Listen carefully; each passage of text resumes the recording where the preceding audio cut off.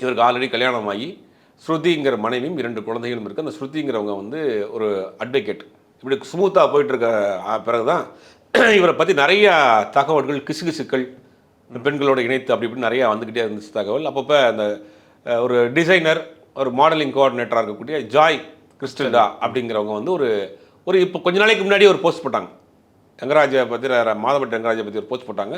அப்பயே ஒரு செய்தி போச்சு, இவங்க 2 பேருக்குள்ள ஒரு கனெக்ஷன் இருக்குது அப்படின்னு ஒரு வதந்திகள் போச்சு. அவர் மறுத்தார், நான் இல்லை அப்படின்னாரு. இப்போ என்னென்னா 2 நாளைக்கு முன்னாடி அவங்க வந்து பெர்மனெண்ட்டாக இருக்கிற மாதிரியான ஒரு போஸ்ட் போடுறாங்க. அது ரங்கராஜ் தான் காரணங்கிற மாதிரியான ஒரு டேக்கையும் போடுறாங்க. இப்போ 26 வந்து நியூ பேபி கம்மிங்கிற மாதிரியான ஒரு விஷயத்தை 6 மாதத்து கர்ப்பமாக இருக்காங்கன்ற இருக்குங்கிறத போட்டாங்க.